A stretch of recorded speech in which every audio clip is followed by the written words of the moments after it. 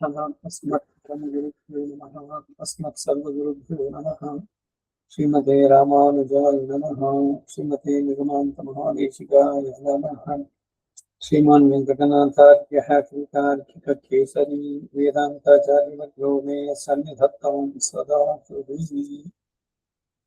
ಶ್ರೀರನ್ನದೊಪ್ಪಲ್ ತಿರುವೇಂಗಡமுடையான் பாரொன்னு சொன்ன பழமொழியும் ஓரொன்னு தானே ஞானவதாரணியல் வாழ்நாளுக்கு வாணி உனக்கும் வளரும் வாணி ವೇದಾಂತ ದೇಶಿಕರು ಅವರು ಬರೆದಂತಹ ಸಾರ ಸಂಕ್ಷೇಪ ಎನ್ನುವ ರಹಸ್ಯ ತ್ರೇಚುಳಕಂ 16ನೆಯ ರಹಸ್ಯ. ಅದರಲ್ಲಿ ಅಷ್ಟಾಕ್ಷರಿಯ ಕಿಡಿಮೆಯನ್ನು ಸಂಗ್ರಹವಾಗಿ ತಿಳಿಸ್ತಾ ಇದ್ದಾರೆ.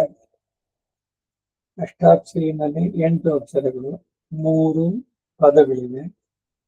ಅದರಲ್ಲಿ ಮೊದಲನೆಯದು ಪ್ರಣವ. ಪ್ರಣವ ಅನ್ನೋದು ಆ ಉ ಮ 3 ಅಕ್ಷರದಿಂದಾಗಿದೆ. ಅವುಗಳನ್ನ ಕಳೆದ ಬಾರಿ ನೋಡಿದ್ವಿ. ಮೊದಲನೇ ಪದ ಅದು. ಎರಡನೇ ಪದ ನಮಃ. ಆ ನಮಃ ಅನ್ನೋ ಪದದ್ದನ್ನ ಅರ್ಥವನ್ನ ಹೇಳ್ತಾ ಇದ್ದಾರೆ. ಮಧ್ಯಮ ಪದವಾದ ನಮಃ. ಈ ಮಧ್ಯಮ ಪದವಾದ ನಮಃ ಎಂಬುದು ಸೂಕ್ಷ್ಮ ಯೋಜನೆಯಲ್ಲಿ 2 ಪದಗಳಾಗಿ ಒಂದು ವಾಕ್ಯವಾಗಿದೆ. ನಮಃ ಎರಡಿದೆ. ಮಹ ಎಂಬುದಕ್ಕೆ ನನಗೆ ಅಂತ ಅರ್ಥ. ಮಹ ಇದು ವಿರೋಧಿ ವರ್ಗ ಎಲ್ಲವನ್ನು ಸೂಚಿಸುತ್ತೆ. ಇದರಿಂದ ಆಕಿಂಜನ್ಯ ಮೊದಲಾದವುಗಳೆಲ್ಲ ಸಿದ್ಧಿಸುತ್ತೆ. ನ ಎಂಬುದು ಈ ವಿರೋಧಿ ವರ್ಗವನ್ನೆಲ್ಲ ನಿಷೇಧಿಸುತ್ತೆ. ನಾನು ನನಗೆ ಸಂಬಂಧಿಸಿದವನಲ್ಲ, ಬೇರೆ ಯಾವುದಕ್ಕೂ ಸಂಬಂಧಿಸಿದವನಲ್ಲ ಎಂಬ ಅರ್ಥ ಇದರಿಂದ ಬರುವಂತ. ಬರೀ ನನಗೊಬ್ಬನಿಗೆ ಅಲ್ಲ, ಹಾಗೆ ಇತರ ದೇವತೆಗಳಿಗೂ ಅವರಿಗಳಿಗಾಗಿ ನಾನು ಅನ್ನುವಂಥದ್ದಿಲ್ಲ. ನನ್ನ ಕ್ರಿಯಾದಿಗಳು ನನ್ನದಲ್ಲ. ನಾನು ಮಾಡುವಂತ ಕೆಲಸಗಳು ಯಾವುದು ಕೂಡ ನನ್ನದಲ್ಲ. ನಾನು ನನ್ನವನಲ್ಲ, ಭಗವಂತನಿಗೆ ನಾನು ಸೇರಿದವನಾಗಿದ್ದೇನೆ. ಅಹಂ ನಾರಾಯಣಾಯ ಭವೇಯಂ ನ ಮಾಮಸ್ಯಾಂ ಅಂತ. ನಾನು ನನಗಾಗಿ ಅಲ್ಲ. ಇಲ್ಲಿ ಈ ಸ್ವಾರ್ಥ ಇದು ಅಂತ ಹೇಳ್ತೀವಲ್ಲ, ಅದು ಪೂರ್ಣವಾಗಿ ಇಲ್ವೇ ಇಲ್ಲ. ಏನ್ ಸ್ವಾರ್ಥ? ಸ್ವಾರ್ಥ ಅಂದ್ರೆ ಏನು? ಯಾವ್ದಾದ್ರು ನಮ್ಗಾಗಿ ಮಾಡ್ಕೊಂಡೆ ಬಹಳ ಸ್ವಾರ್ಥಿ ಕಣವನು. ಅವನದನ್ ಪಾತ್ರ ಫಸ್ಟ್ ನೋಡ್ಕೊಂಡ್ಬಿಡ್ತಾನೆ. ಈ ಮಾತುಗಳೆಲ್ಲ ಕೇಳ್ತೀವಿ. ನಿಸ್ವಾರ್ಥ ಸೇವೆ, ಸಮಾಜ ಸೇವೆ ಏನೋ ನೋಡ್ಬೇಕಾರೆ ಅಲ್ಲಿಂದ ಏನೋ ಗೌರವ ಸಿಗ್ಬೇಕು, ಇಲ್ಲ ಎಂಬುದು ದೊಡ್ಡ ಸೋಷಿಯಲ್ ರಿಫಾರ್ಮರ್ ಇವರು ಅಂತ ಶಾಲೆ ಓದಿಸಿ ಸನ್ಮಾನ ಮಾಡಬೇಕು ಅಂತ ಏನಾದ್ರು ಕೆಲಸ ಮಾಡ್ತಾರೆ. ಸಹಜವಾಗಿಯೇ ಉತ್ಸಾಹ. ಭಗವಂತ ಚರಾಚರ ರೂಪಿಯಾಗಿ ಭಗವಂತ ಇದ್ದಾನೆ, ಅವನಿಗೆ ಮಾಡುವ ಸರ್ವೀಸ್ ಅಂತ ಮಾಡುದು. ಸನ್ಮಾನ ಸಿಗಲಿ ಅಥವಾ ರೆಕಗ್ನಿಷನ್ ಸಿಗ್ಲಿ ಅಂತ ಮಾಡುವುದಲ್ಲ, ಅದು ನಿಸ್ವಾರ್ಥವಾಗಿ ಮಾಡುವಂತದ್ದು. ಇಲ್ಲಿ ಮೂಲತಃ ಏನ್ ಹೇಳುತ್ತೆ ಅಂದ್ರೆ, ನಾನು ನನ್ನವನೇ ಅಲ್ಲ. ನನ್ನವನೇ ನಾನು ಅಲ್ಲ ಅಂತಂದ್ಮೇಲೆ ನನ್ನದು ಅನ್ನೋದು ಏನೂ ಇಲ್ಲ ಇಲ್ಲಿ. ಅದನ್ನ ಈ ನಮಃ ಅನ್ನೋದ್ರಲ್ಲಿ ಇದೆ. ಮಮ ನ ಅಂತ ಬರುತ್ತಂತ. ಸೊ ಇಲ್ಲಿ ನಾನು ಏನ್ ಕೆಲಸ ಮಾಡ್ತೀನೋ, ಏನ್ ತಿಂತೀನೋ, ಏನು ಸಂತೋಷ ಪಡ್ತೀನೋ, ಯಾವ ವಿಷಯದಲ್ಲಿ ಯಾವುದು ನಂದಲ್ಲ. ನಾನು ಭಗವಂತನೊಬ್ಬನಿಗೆ ಸೇರಿದವನಾಗಿದ್ದೇನೆ, ಅವನಿಗೆ ವಿಶೇಷವಾಗಿದೆ ಎಂಬುದು ಪ್ರಣವದಲ್ಲಿಯೂ ನಮಃ ಎಂಬುದರಲ್ಲಿಯೂ ಅನುಸಂಧಾನ ಮಾಡಲಾಗಿದೆ. ಇದರಿಂದ ತನಗೂ ತನ್ನದಕ್ಕೂ ತನ್ನೊಡನೆ ಸಂಬಂಧವನ್ನು ನಿವಾರಣೆ ಮಾಡಿ, ನಾನು ನಂದು ಎರಡೂ ಕೂಡ ಇಲ್ಲ ಅಂತ ಹೇಳ್ತಾ ಇದ್ದೆ. ನಾನು ಅನ್ನುವಂಥದ್ದು ಯಾವುದು? ನಾನು ಈ ಶರೀರವ? ಶರೀರ ಅಲ್ಲ. ಇದ್ರೊಳಗಡೆ ಇದ್ದಾನಲ್ಲ ಜ್ಞಾನ ಆನಂದಮಯ ಆತ್ಮ, ಇದನ್ನು ವ್ಯಾಪಿಸಿದ್ದಾನೆ. ಅವನಿಂದಲೇ ಈ ಶರೀರದ ದೈಹಿಕ ಕ್ರಿಯೆಗಳು ಇವೆಲ್ಲ ನಡೆಯುವಂತಹದ್ದು. ದೇಹ ಯಾತ್ರೆ ಇವೆಲ್ಲ ಅವನ್ ಬಿಟ್ಟ ಅಂದ್ರೆ ತಗೊಂಡೋಗಿ ಮುಗಿಸೋದಷ್ಟೇ. ಶರೀರವನ್ನ ಇಲ್ಲವಾಗಿಸೋದು, ಸುಟ್ಟು ಅಥವಾ ಉಳಿಯೋ ಅವರವರ ಸಂಪ್ರದಾಯ ಥರದಲ್ಲಿ ಮಾಡುವಂತ. ಅದರಿಂದ ಈ ನಾನು ಅನ್ನೋದೇ ಅಹಂಕಾರ, ಮಮಕಾರಗಳು. ಇದನ್ನ ಸಂಸಾರದ ಮೂಲ ಕಾರಗಳನ್ನ ಕತ್ತರಿಸಿ ಹಾಕಲಾಗಿದೆ. ಅಚೇತನ ಪದಾರ್ಥಕ್ಕಿಂತ ಬೇರೆಯವನಾದ ನಾನು ಶ್ರೀಯಪತಿಯಾದ ನಾರಾಯಣನಿಗೆ ಶೇಷಭೂತನಾದನು. ಅಪೃಥಕ್ ಸಿದ್ಧ ವಿಶೇಷಣ ಅಂತ ಹಿಂದೆ ಬಂತು. ಅಂದ್ರೆ ಬರೀ ಆತ್ಮ ಸಪರೇಟ್ ಆಗಿ ಭಗವಂತನನ್ನ ಬಿಟ್ಟು ಇರೋದಕ್ಕೆ ಸಾಧ್ಯನಾ? ಶರೀರ ಆತ್ಮ ಇಲ್ಲದೆ ಇರುವುದಕ್ಕೆ ಸಾಧ್ಯವಾಗುತ್ತೆ. ಯಾರೋ 60-80 ವರ್ಷಕ್ಕೆ ಹೋದ್ರು ಅಂತ. ಈ 60 ವರ್ಷ 80 ವರ್ಷ ಕೆಡದಂತಹ ಶರೀರ ಅವನು ಹೋದ ಅಂದ್ಮೇಲೆ ಯಾಕೆ ಇದೆಲ್ಲ ಕೆಟ್ಟ ವಾಸನೆ ಇದೆಲ್ಲ ಬರುವಂತ ಕೊಳಿಯುತ್ತೆ, ಹೊಟ್ಟೆ ಉಬ್ಬರಿಸ್ಕೊಳುತ್ತೆ, ಇದೆಲ್ಲ ಆಗುತ್ತೆ. ಪ್ರಾಣ ಹೋದ್ಮೇಲೆ 6 ಗಂಟೆ ಒಳಗಡೆ ಅದಕ್ಕೆ ಅದಕ್ಕೆ ಸಂಸ್ಕಾರ ಮುಗಿಸ್ಕೊಡ್ಬೇಕು.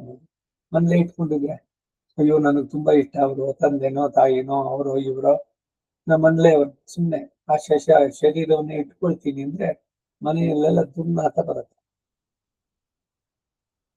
ಶರೀರ ತಾನಾಗಿ ಇರುವುದಕ್ಕೆ ಸಾಧ್ಯನೋ? ಇದೆ ಎಲ್ಲ ಸ್ವಲ್ಪ ವಿಚಾರ ಮಾಡ್ಬೇಕಾದ್ರೆ. ಅಪೃಥಕ್ ಸಿದ್ಧ ವಿಶೇಷಣ ಅಂದ್ರೆ ಅದಿಲ್ಲದೆ ಇರಲಿಕ್ಕೆ, ಆತ್ಮ ಇಲ್ಲದಿದ್ರೆ ಶರೀರ ಇಲ್ಲ. ಇದು ನಮ್ಗೆಲ್ರಿಗೂ ಗೊತ್ತಾಗತ್ತೆ. ಶರೀರಕ್ಕೂ ಮತ್ತೆ ಆತ್ಮಕ್ಕೂ ಇರೋ ಸಂಬಂಧ. ಶರೀರ ಇತ್ತು, ಅದಕ್ಕಾಗಿ ಆತ್ಮ ಒಳಗಡೆ ಇದ್ದಿದ್ರಿಂದ ಶರೀರ ಚೆನ್ನಾಗಿತ್ತು, ಬೆಳೆಯಿತು, ಚೆನ್ನಾಗಾಯ್ತು, ಸರಿ ಇಷ್ಟವಾದ್ದು ಅಂತ ತಿಂದಿದ್ದು, ಓಡಾಡಿದ್ದು, ನಕ್ಕಿದ್ದು, ಬೇರೆ ಎಲ್ಲ ದೈಹಿಕ ವ್ಯಾಪಾರಗಳೆಲ್ಲವನ್ನು ನಡೆಸ್ತಾ ಇತ್ತು. ಯಾರಿಗಾಗಿ ಮಾಡ್ತೀವಿ ಶರೀರ? ಒಳಗಿರುವ ಆತ್ಮನಿಗಾಗಿ. ಈ ಶರೀರದ ಮೂಲಕ ಬಂದಂತ ಸುಖ ದುಃಖ ಅನುಭವಗಳು ಇವೆಲ್ಲ ಕೂಡ ಆತ್ಮನಿಗೆ. ಆ ಆತ್ಮ ಇಲ್ಲದಿದ್ರೆ ಶರೀರ ಇಲ್ಲ. ಅಂದ್ರೆ ಆತ್ಮ ಶರೀರಕ್ಕೆ ಆಧಾರ.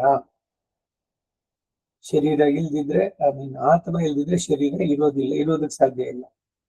ಹಾಗೆ ಅದಕ್ಕೆ ಅದು ಶೇಷಿ. ಅಂದ್ರೆ ಶರೀರ ಇರೋದೆಲ್ಲ ಕೆಲಸಗಳು ಏನು ಮಾಡುತ್ತೋ ಎಲ್ಲ ಶಾರೀರಿಕವಾದ ಕೆಲಸಗಳು ಎಲ್ಲವೂ ಕೂಡ ಒಳಗಿರೋ ಆತ್ಮನಿಗಾಗಿ, ಅವನ ಸಂಕಲ್ಪಕ್ಕೆ ಅಧೀನವಾಗಿ. ಈಗ ಮನಸ್ಸು ಹೇಳುತ್ತೆ ಏನಾದ್ರು ತಿನ್ಬೇಡ ಅಂತ, ಇಲ್ಲ ತಿನ್ಬೇಡ ಅಂತ ಅಂದ್ಬಿಟ್ಟು ಹಾಗೆ ಮಾಡ್ಲಿಕ್ಕೆ ಸಾಧ್ಯನೋ? ಯಾರಿಗೂ ಹೋಗುವಂಥದ್ದು ವಿವೇಕ ಬುದ್ಧಿ ಅದರಿಂದ ಸರಿ. ಆದ್ರೆ ಶರೀರ ತನಗಾಗಿಯೇ ಸಪರೇಟ್ ಆಗಿ ಏನಾರು ಮಾಡ್ಕೊಳ್ಳೋದಿಕ್ಕೆ ಸಾಧ್ಯನೋ? ಏನೇ ಮಾಡಿದ್ರು ಕೂಡ ಎಲ್ಲವೂ ಕೂಡ ಒಳಗಿರೋ ಆತ್ಮನಿಗಾಗಿ.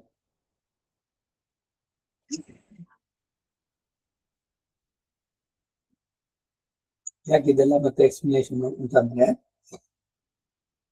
ಈ ಶರೀರಕ್ಕೂ ಆತ್ಮನಿಗೂ ಇರೋ ಸಂಬಂಧನ ಅಲ್ಲಿ ಟ್ರಾನ್ಸ್ಫರ್ ಮಾಡಿ. ಅಂದ್ರೆ ಪರಮಾತ್ಮ ಅಲ್ಲಿ ಜೀವಾತ್ಮ ಅಂತ ಅನ್ಕೊಂಡ್ರೆ ಜೀವಾತ್ಮ ಅವನಿಗೆ ಶರೀರ. ಹೀಗೆ ಇಲ್ಲಿ ಶರೀರ ಇರೋದಕ್ಕೆ ಸಾಧ್ಯ ಇಲ್ವಾ ಜೀವಾತ್ಮ ಇಲ್ಲದೆ, ಹಾಗೆ ಪರಮಾತ್ಮನಿಲ್ಲದಿದ್ರೆ ಜೀವಾತ್ಮನು ಇರೋಲ್ಲ. ಈ ಜೀವಾತ್ಮ ಮಾಡೋದೆಲ್ಲವೂ ಕೂಡ ಭಗವಂತನಿಗಾಗಿಯೇ ಅನ್ನೋದನ್ನು. ಅಚೇತನ ಪದಾರ್ಥಕ್ಕಿಂತ ಬೇರೆಯಾದ ತಾನು ಜೀವಾತ್ಮ ಶ್ರೇಯಸ್ಪತಿಯಾದ ನಾರಾಯಣನಿಗೆ ಶೇಷಭೂತನಾದವನು. ಆ ಭಗವಂತನಾದ ಶ್ರೀಮನ್ನಾರಾಯಣನು ನನ್ನ ಸ್ವಾಮಿ ಎಂಬಂತಹ ಯಥಾವಸ್ಥಿತವಾದ ಅಹಂಕಾರ ಮಮಕಾರಗಳು ನಮ್ಮ ಸ್ವರೂಪಕ್ಕೆ ಅನುವಾದ. ಆದರೆ ಯಾನೇ ಎಂತನದೇ ಎಂದರೆ ನಾನೇ ನನ್ನದೇ ಮೊದಲಾದವುಗಳಲ್ಲಿ ಸೂಚಿಸುವಂತಹ ವಿಪರೀತವಾದ ಅಹಂಕಾರ ಮಮಕಾರಗಳು ದೋಷಗಳಾಗುತ್ತೆ. ಎಲ್ಲ ನಮ್ದೇ, ಎಲ್ಲ ನನ್ನ ಇಷ್ಟದಂತೆ ನಡಿಬೇಕು, ನನ್ನ ಮನಸ್ಸಿಗೆ ವಿರೋಧವಾಗಿ ಯಾರು ಮಾಡ್ಬೋದು, ಇದು ಅಹಂಕಾರ. ನಾವ್ ಹೇಳುದು ನಾನು ಅಂತ, ಒಳಗಡೆ ಇರೋ ನಾನು ಅಂತ ಹೇಳ್ತೀವಲ್ಲ ಅದು ಅಹಂ ಅಂತ ಹೇಳುವಂತ. ಇದು ಹೊರಗಡೆ ವಿಪರೀತವಾದ ಅಹಂಕಾರ ಮಮಕಾರಗಳು ದೋಷಕ್ಕೆ ಕಾರಣವಾಗುತ್ತೆ. ಈ ದೋಷಗಳನ್ನು ಇಲ್ಲಿ ಕಳೆದು ಹಾಕಲಾಗಿದೆ. ಇತರರಿಗೆ ತಾನು ಶೇಷ ಎಂಬುದನ್ನ ತಳ್ಳಿ ಹಾಕಿರುವುದರಿಂದ ತನಗೆ ತಾನಾಗಲಿ ಅಥವಾ ಬೇರೆ ಯಾವುದೇ ಆಗಲಿ ನಿರುಪಾಧಿಕವಾಗಿ ಶೇಷವಾದದ್ದಲ್ಲ ಎಂದು ಫಲಿಸೋದ್ರಿಂದ ತಾನು ಸ್ವಾತಂತ್ರ್ಯದ ನಿವೃತ್ತಿಯನ್ನ ಇದು ಸಾಧಿಸುವುದಾಗುತ್ತೆ. ಅಂದ್ರೆ ನಾನು ನನ್ನ ಮನಸ್ಸಿಗೆ ಬಂದ ಏನೇನು ಮಾಡ್ತೀನಿ ಅಂತ ಆಗಲ್ಲ, ಎಲ್ಲ ಭಗವಂತನ ಸಂಕಲ್ಪದಂತೆ ನಾವು ಮಾಡುವಂತದ್ದಾಗಬೇಕು. ಈ ಅರಿವು ಯಾವಾಗ ಬರುತ್ತೆ ಅಂದ್ರೆ ಈ ಶರೀರ ಈ ಆತ್ಮ ಎರಡು ಭಗವಂತ ಕೊಟ್ಟಿದ್ದು. ಆ ಆತ್ಮ ಅನ್ನೋದು ಭಗವಂತನಿಗೆ ಶರೀರ. ಸೊ ಅದಕ್ಕೆ ಯಾವ ರೀತಿಯ ಸ್ವಾತಂತ್ರ್ಯನೂ ಇಲ್ಲ, ತನಗಾಗಿ ಸಪರೇಟ್ ಆಗಿ ವೈಯಕ್ತಿಕವಾಗಿ ಇಟ್ಕೊಳ್ಳೋ ಚಿಂತಿಲ್ಲ.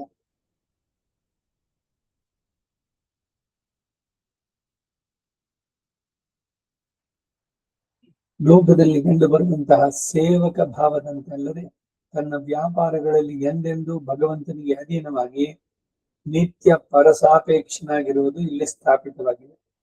ಅಂದ್ರೆ ಈ ಆತ್ಮ ಇರೋದು ಭಗವಂತನಿಗಾಗಿಯೇ.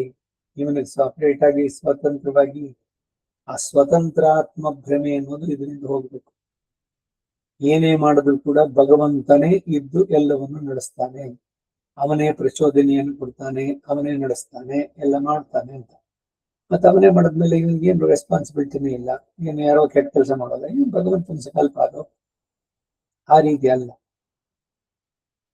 ಜೀವಾತ್ಮನನ್ನ ಈ ಅವನ ಕರ್ಮದ ಪ್ರಕಾರ ಈ ಶರೀರದಲ್ಲಿ ಪ್ರವೇಶ ಮಾಡಿಸಿ ಅವನ ಕರ್ಮದ ಪ್ರಕಾರವಾಗಿ ಅವನಿಗೆ ಸುಖವೋ ದುಃಖವೋ ಈ ದ್ವಂದ್ವಗಳು ಅವುಗಳನ್ನ ಭಗವಂತ ಉಂಟು ಮಾಡ್ತಾನೆ.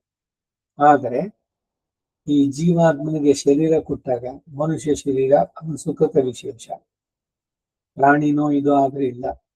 ಈ ಮನುಷ್ಯ ಶರೀರದಲ್ಲೇ ಉದ್ಧಾರ ಏನಾದ್ರು ಮಾಡ್ಕೊಳ್ಳೋದು ಅಂತಂದ್ರೆ ಯಾಕೆಂದ್ರೆ ವಿವೇಕವನ್ನು ಕೊಟ್ಟಿದ್ದಾರೆ, ಪವರ್ ಟು ಡಿಸ್ಕ್ರಿಮಿನೇಟ್. ಇದು ಸರಿ ಇದು ತಪ್ಪು ಅನ್ನೋದು ಗೊತ್ತಾಗುತ್ತೆ ಇಲ್ವಾ? ಪ್ರತಿಯೊಬ್ಬರಿಗೂ ತಿಳಿಯುತ್ತೆ. ಕಳ್ತನ ಮಾಡೋನಿಗೂ ಕಳ್ತನ ಮಾಡೋದು ತಪ್ಪು ಗೊತ್ತಿಲ್ವಾ? ಅದು ಬಿಟ್ಟು ಅವ್ನು ಬೇರೆ ಏನೇನು ಸಮಾಧಾನ ಹೇಳ್ಬೋದು, ನನಗೆ ಬೇರೆ ಏನು ಕೆಲಸ ಬರಲಿಲ್ಲ, ಇದರಲ್ಲಿ ನನಗೆ ಒಳ್ಳೆ ಏನು ನೈಪುಣ್ಯತೆ ಇದೆ, ಸೊ ಯಾರ್ದೋ ಲಪ್ಟಾಯಿಸ್ತೀನಿ ಗೊತ್ತಾಗದಂತೆ, ನನ್ನ ಜೀವನ ನಿರ್ವಹಣೆಗೆ ಇದನ್ನೇ ಒಂದು ವೃತ್ತಿಯಾಗಿ ತಗೊಳ್ತೇನೆ, ಚೌರ ವೃತ್ತಿ. ಇದು ಶ್ರುತಿ ಸ್ಮೃತಿಗಳಲ್ಲಿ ಹೇಳಿದ್ಯೋ, ಇನ್ನೊಬ್ಬರಿಗೆ ತೊಂದರೆ ಮಾಡಬೇಡ, ಮತ್ತೊಬ್ಬರ ವಸ್ತುವನ್ನ ಅಪಹರಿಸಬೇಡ. ಮಾ ಗೃದ ಕಸ್ಯ ಸ್ವಿಧನಂ ಅನ್ನೋ ಉಪನಿಷತ್ತು. ಈಶಾವಾಸ್ಯಮಿದಂ ಸರ್ವಂ. ಈಶಾ ಅಂದ್ರೆ ಭಗವಂತ, ಅವನದು ಇದು ಎಲ್ಲವೂ ಕೂಡ. ಯತ್ಕಿಂಚಿತ್ ಜಗತ್ಯಾಂ ಜಗತ್, ಚೇತನಮ ಅಚೇತನಮ ಎಲ್ಲವೂ ಕೂಡ ಭಗವಂತನ ಸ್ವತ್ತು. ಅವನಿಗೆ ಸೇರಿದ ಸ್ವತ್ತನ್ನ ಇದ್ ಮಾಡಿ ನನ್ನದು ಅಂತ ತಗೊಂಡ್ರೆ ಅದು ಅಪಚಾರ.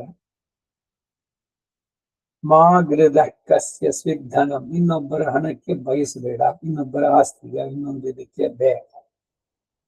ಅದು ಉಪನಿಷತ್ತಿನ ಸಂದೇಶ.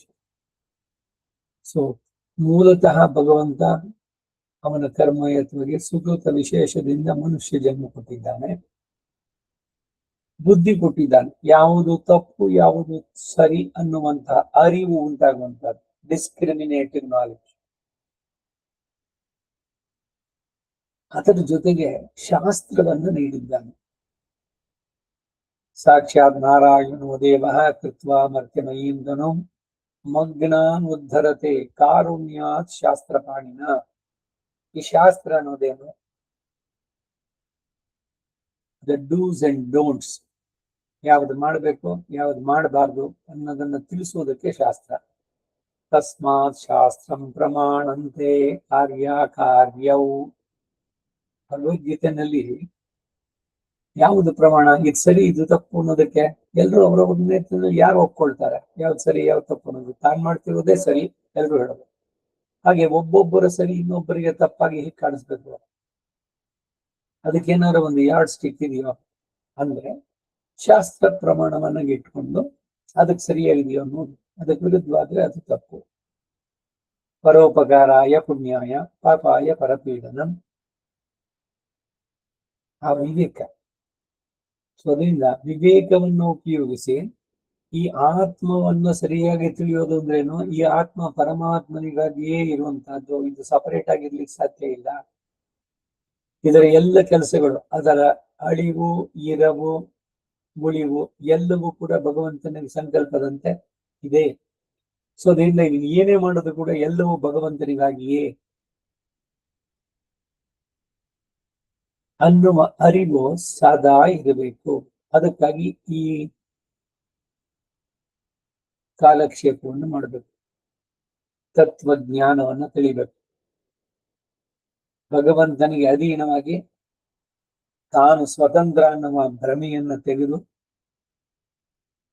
ಮಾಡುವುದೆಲ್ಲ ಅವನಿಗಾಗಿ ಅಂತ ಅಂದ್ಬಿಟ್ಟು ಮನಃಪೂರ್ವಕವಾಗಿ ಅದನ್ನ ಫಲದಲ್ಲಿ ಆಸೆ ಇಡದೆ ಮಾಡ್ತಾ ಬಂದ್ರೆ ಆ ಆತ್ಮ ಉದ್ಧಾರವಾಗುತ್ತೆ.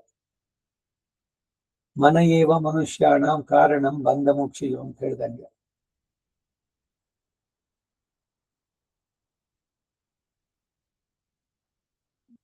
ಹೀಗೆ ಸ್ವತಂತ್ರನಾದ ಸ್ವಾಮಿ ಶ್ರೀಮನ್ನಾರಾಯಣನು ಇಟ್ಟ ಕಟ್ಟಳೆಯಂತೆ ಶಾಸ್ತ್ರ ಏನು, ಅದನ್ನ ಶಾಸನಾದಿತಿ ಶಾಸ್ತ್ರ, ಹೀಗೆ ಮಾಡಬೇಕು, ಅದಕ್ಕೆ ವಿರುದ್ಧವಾಗಿ ಮಾಡಿದ್ರೆ ಪನಿಷ್ಮೆಂಟ್ ಇದೆ, ಹೀಗೆ ಸರಿಯಾಗಿ ಮಾಡಿದ್ರೆ ರಿವಾರ್ಡ್ಸ್ ಇದೆ ಅಂತ ಅವನು ಇಟ್ಟಂತ ಕಟ್ಟಳೆ.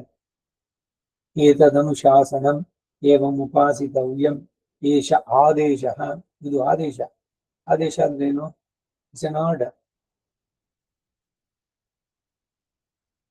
ಹಾಗೆ ಅವನ ಇಟ್ಟ ಕಟ್ಟಳೆಯಂತೆ ನಡೆಯುವ ಚೇತನನಿಗೆ ಅಡಿಯಾರ್ಕ್ ಎನ್ನೈ ಆಳ್ಪಡುತ್ತ ವಿಮಲನ್ ಅಂದ್ರೆ ಅಮಲನ್ ಆದಿಬಿರಾನ್ನಲ್ಲಿ ಅಮಲನ್ ಆದಿಬಿರಾನ್ ಅಡಿಯಾರ್ಕ್ ಎನ್ನೈ ಆಳ್ಪಡುತ್ತ ವಿಮಲನ್ ಅಂದ್ರೆ ಭಕ್ತರಿಗೆ ನನ್ನನ್ನ ದಾಸನನ್ನಾಗಿ ಮಾಡಿದಂತಹ ವಿಮಲನ್ ಭಗವಂತ ಎಂದಂತೆ.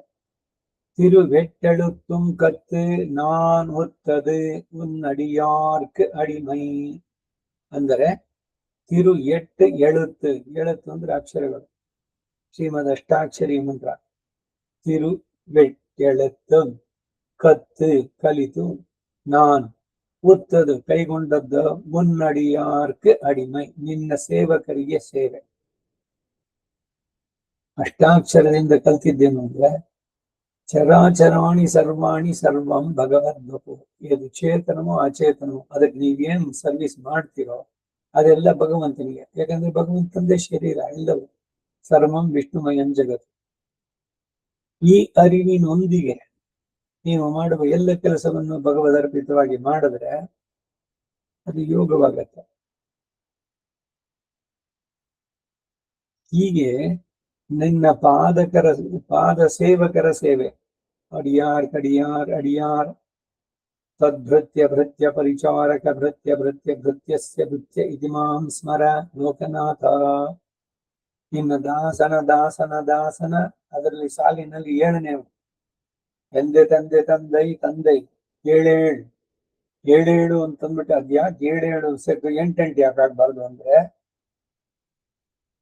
ಭಗವಂತನಿಗೆ ಆ ಭಕ್ತರ ಸಾಲಿನಲ್ಲಿ ಕಡೆಯಲ್ಲಿರೋವನ ಮೇಲೆ ಅತಿಯಾದಂತಹ ವಾತ್ಸಲ್ಯ ಉಂಟು.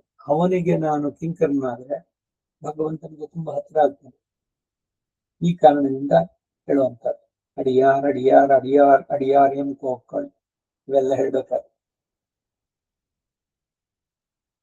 ಭಗವಂತನಿಗಿಂತ ಭಾಗವತರನ್ನ ಪ್ರೀತಿ ಮಾಡಿದ್ರೆ ಇವಕ್ಕೆಲ್ಲ ಬೇಕಾದಷ್ಟು ಉದಾಹರಣೆಗಳು. ಯಾರೋ ಗುರುಗಳು ಮನೆಗೆ ಹೋಗಿದ್ದೀರಿ, ನಿಮ್ಗೆ ತುಂಬಾ ಇಷ್ಟವಾದಂತಹ ಗುರು ಏನೋ ಕಲ್ಸ್ಬಿಡ್ತಾರೆ ಮಾಡ್ತಾರೆ. ಅವ್ರ ಮನೆಗೆ ಹೋದ್ರೆ ಬರೀ ಕೈನವ್ರು ಹೋಗಲ್ಲ, ಅವ್ರ ಮಕ್ಳು ಇದಾರೆ ಅಂತ ಗೊತ್ತು ನಿಮ್ಗೆ, ಅದಕ್ಕೇನೋ ಒಂದು ಸ್ವೀಟ್ ಚಾಕ್ಲೇಟ್ ಏನೋ ತಗೊಂಡು ಹೋಗಿ ಕೊಡ್ತೀರಿ. ಗುರುಗಳು ಕೂತಿದ್ದಾರೆ, ಮಗು ಬರುತ್ತೆ, ಅದ್ರ ಕೈ ಕೊಟ್ರಿ, ಖುಷಿಯಾಗಿ ತಗೊಂಡೋಯ್ತದ. ಇದರಿಂದ ಯಾರು ಪ್ರೀತನಾಗೋನು? ಗುರುಗಳಿಗೆ ಮನಸ್ಸಿಗೆ ಸಂತೋಷ ಆಗುತ್ತೆ ಇಲ್ವಾ? ನನ್ನ ಮಗ ನನ್ಗೆ ಅವನೇನೋ ತಂದು ಕೊಟ್ಟ ಅಂತ. ಅವನಿಗೆ ಕೊಟ್ಟಿದ್ದಕ್ಕಿಂತ ಅವನ ಮಕ್ಕಳಿಗೆ ಕೊಟ್ಟಿದ್ದು ಬಹಳ. ಹಾಗೆ ತದೀಯರ ಆರಾಧನೆ ಅಂತಂದ್ರೆ ಇದು ಭಗವಂತನ ಪ್ರೀತಿಯಾಗುವಂತಹದ್ದು. ಭಾಗವತರ ಸೇವೆ ಅಷ್ಟು ವಿಶೇಷವಾಗಿ ಭಗವಂತನ ಪ್ರೀತಿಯನ್ನು ಗಳಿಸೋದಕ್ಕೆ ಆಗತ್ತೆ. ಇದಕ್ಕೆ ಭಾಗವತ ಶೇಷತ್ವ ಅಂತ ಹೆಸರು. ಈ ಮೇಲೆ ಹೇಳಿದ ಪರಶೇಷತ್ವ ಜ್ಞಾನ ರಸಿಕರನ್ನ ಅಂದ್ರೆ ಪರಮಾತ್ಮನಿಗೆ ತಾವು ಶೇಷಭೂತರು ಎಂಬ ಜ್ಞಾನವನ್ನ ಪಡೆದು ನಲಿಯುವವರನ್ನ ಇಲ್ಲಿ ಭಾಗವತರು ಎಂದು ಕೊಂಡಾಡಿದರು. ಯಾರು ಭಾಗವತರು? ಭಗವಂತನನ್ನೇ ಸದಾ ನೆನೆಸುತ್ತಾ ತಾನಿರುವುದೇ ಭಗವಂತನಿಗಾಗಿಯೇ, ಅವನು ಮಾಡಿದ ಕೆಲಸ ಎಲ್ಲವೂ ಭಗವಂತನಿಗೆ ಅಂತ ಸದಾ ಭಗವಂತನ ಚಿಂತನೆಯಲ್ಲೇ ನಿರಂತರವಾಗಿ ಇರ್ತಾರೋ ಅವರು ಭಾಗವತ. ಅವರು ಸ್ವತಂತ್ರನಾದ ಪರಮಾತ್ಮ ಮತ್ತೆ ಎಲ್ಲರಿಗೂ ಸ್ವಾಮಿಯಾಗಿ ಇರುವುದರಿಂದ ತನಗೆ ಅಭಿಮತವಾದ ಮಾರ್ಗದಲ್ಲಿ ಪ್ರವರ್ತನೆ ಮಾಡಿಸುತ್ತಿರುವ ಕಾರಣ ಈ ರೀತಿಯಲ್ಲೇ ಅವನನ್ನು ಒಲಿಸಿಕೊಳ್ಳಬೇಕಾಗಿರೋದ್ರಿಂದ ಅಕಿಂಚನನಾದ ನಾನು, ಯಾವ ಸಹಾಯವೂ ಇಲ್ಲದವನು ಅಕಿಂಚನ್ಯ ಅಂತ ಹೇಳೋದು. ಸರಿ, ಇದಿಲ್ದಿದ್ರೆ ನೋಡೋಣ ಇನ್ಯಾರ್ದೋ ಇನ್ಫ್ಲೂಯೆನ್ಸು, ಇಲ್ಲ ಏನೇನೋ ದುಡ್ಡು ಕೊಟ್ಟೋ, ಇನ್ನೇನೋ ಲಂಚ ಕೊಟ್ಟೋ ಏನೋ ಮಾಡಿಸ್ಬೋದು. ಇದೆಲ್ಲ ಬೇರೆ ಬೇರೆ ಉಪಾಯಗಳನ್ನ ನೋಡೋದು. ಮೊದಲು ನೇರವಾಗಿ ನೋಡೋದು, ಆಗ್ಲಿಲ್ಲ ಅಂದ್ರೆ ಸರಿ ಏನೋ ಯಾರಿಗೇನಾದ್ರು ಕೊಟ್ರೆ ಅಥವಾ ಏನಾದ್ರು ಇನ್ಫ್ಲೂಯೆನ್ಸ್ ಮಾಡಿದ್ರಾಗತ್ತೋ, ಸಹಜವಾಗಿ ಮಾಡ್ತೀವೋ ಇಲ್ಲ ಲೋಕದಲ್ಲಿ ವ್ಯವಹಾರದಲ್ಲಿ ಆ ರೀತಿ. ನಾನು ಅಕಿಂಚನ, ನನಗೆ ಬೇರೆ ಇನ್ಯಾವ ಸಹಾಯವೂ ಇಲ್ಲ, ಬೇರೆ ಇನ್ಯಾರನ್ನ ನಾನು ನಂಬೋದು ಇಲ್ಲ. ಹೀಗೆ ಚೇತನನಿಗೆ ಸರ್ವಸ್ವಾಮಿಯಾದ ಭಗವಂತನ ಪಾದಾರವಿಂದಗಳಲ್ಲಿ ತನ್ನ ರಕ್ಷಣೆಯ ಭಾರವನ್ನು ಸಮರ್ಪಿಸುವಂತಹ ಶರಣಾಗತಿ ಎಂಬ ಉಪಾಯ ವಿಶೇಷ ಇದರಿಂದ ನಮಃ ಅನ್ನೋದರಿಂದ ಫಲಿಸುತ್ತೆ. ಅದಕ್ಕಾಗಿ ನಮಃ, ಭಗವಂತನಿಗೆ ನಾನು ಸೇರಿದವನು. ಇಷ್ಟೆಲ್ಲ ಬಹಳ ವಿಶೇಷವಾದ ಗಹನವಾದ ಅರ್ಥಗಳು. ಇದಕ್ಕೇನೆ ಈ ಮೂಲ ಮಂತ್ರಾಧಿಕಾರ ಒಂದೇನೆ ಸುಮಾರು 350-400 ಪುಟಗಳು ಎಕ್ಸ್ಪ್ಲನೇಷನ್ ರಹಸ್ಯ ತ್ರೈಸಾರದಲ್ಲಿ. ಅದನ್ನ ಇಲ್ಲಿ ಬಹಳ ಸಂಗ್ರಹವಾಗಿ ಹೇಳ್ತಾ ಇದ್ದಾರೆ.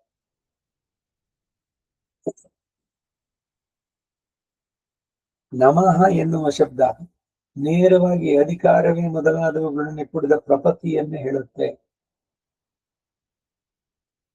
ದ್ವಯಮಂತ್ರದಲ್ಲೇನು ಶ್ರೀಮನ್ನಾರಾಯಣ ಚರಣಂ ಶರಣಂ ಪ್ರಪದ್ಯೆ ಶ್ರೀಮತೆ ನಾರಾಯಣಾಯ ನಮಃ. ಇಲ್ಲಿ ಪ್ರಣವೇನ ಸಹ ನಮೋ ನಾರಾಯಣಾಯ ನಮಃ ಇಲ್ಲೂ ಇದೆ, ಈ ದ್ವಯಮಂತ್ರದಲ್ಲೂ ಇದೆ, ಚರ್ಮಶ್ಲೇಖದಲ್ಲಿ ಇದೆಲ್ಲ ಇದ್ರದ್ದು ಎಕ್ಸ್ಪ್ಲನೇಷನ್ಸ್ ಮುಂದಕ್ಕೆ. 3 ರಹಸ್ಯ ಮಂತ್ರಗಳು, ಮೂಲ ಮಂತ್ರ, ದ್ವಯ ಮಂತ್ರ, ಚರ್ಮಶ್ಲೋಕ. ಸೊ ಅಷ್ಟಾಕ್ಷರಿಯಲ್ಲಿ ಮೊದಲನೇ ಪದ ಪ್ರಣವ ಆಯ್ತು, ಎರಡನೆಯದು ನಮಃ, ಮುಂದಿನದು ನಾರಾಯಣಾಯ. ಈ ಚತುರ್ಥಿ ವಿಭಕ್ತಿ ಆಯ ಅಂದ್ರೆ ನಾನು ನಾರಾಯಣನಿಗೆ, ನಾನು ನಾನೇ ಅವನಿಗೆ ಅಂತ ಹೇಳಿದಾಗ ಬೇರೆಯವರಿಗಲ್ಲ ಅನ್ನೋದು ಸ್ಪಷ್ಟ. ನಾರಾಯಣ ಶಬ್ದ ಈ ಪ್ರಪತ್ತಿಯನ್ನು ಯಾರಲ್ಲಿ ಮಾಡಬೇಕು? ಶರಣಾಗತಿಯನ್ನ ಅಂತಹ ಶರಣ್ಯ ಗುಣಪೂರ್ಣನಾದಂತಹ ರಕ್ಷಕನಾದ ಆ ಶೇಷಿಯ ಸ್ವರೂಪವನ್ನ ಪ್ರಪತ್ತಿಯನ್ನು ಮಾಡುವವನು ಆತ್ಮಗುಣಯುಕ್ತನಾಗಿ ರಕ್ಷಣೀಯನೂ ಆದಂತಹ ಶೇಷಭೂತನಾದಂತಹ ಶ್ರೀಯಪತಿ, ಶೇಷಭೂತನಾದವನು ಯಾರಿಗೆ? ಭಗವಂತನಿಗೆ. ಅಂತಹ ಜೀವಾತ್ಮನ ಸ್ವರೂಪವನ್ನ ಬೇರೆ ಬೇರೆ ಆಕಾರಗಳಿಂದ ನಾರಾಯಣ ಶಬ್ದ ತೋರಿಸಿಕೊಡುತ್ತೆ. ನಾರಗಳನ್ನ ಅಯನವನ್ನಾಗಿ ಹೊಂದಿರುವನು ಎಂದಾಗ್ಲಿ, ನಾರಗಳಿಗೆ ಅಯನವಾದವನು ಎಂದಾಗಲಿ ಈ ನಾರಾಯಣ ಪದವನ್ನ ವಿವರಿಸಬಹುದು. ರಹ ಎಂಬುದು ನಾಶ ಹೊಂದುವ ವಸ್ತುಗಳನ್ನು ಹೇಳುತ್ತೆ. ರಹ ನರಹ ಎಂದು ಶಬ್ದ ನಾಶ ಹೊಂದದ ಚೇತನರನ್ನು ಸೂಚಿಸುತ್ತೆ. ನರ, ನರ ನಾರಾಯಣ.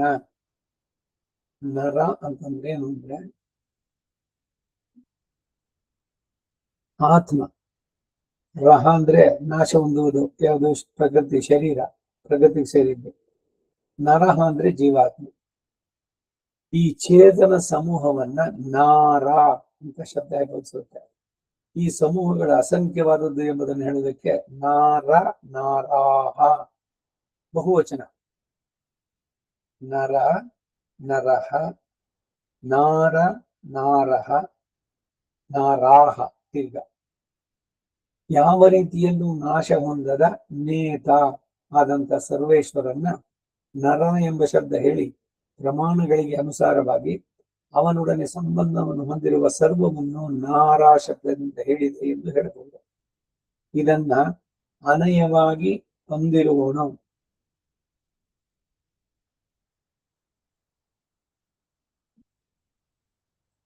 ಅಯನ, ಅಯನ ಅಂದ್ರೆ ಮಾರ್ಗ ಅಂತ.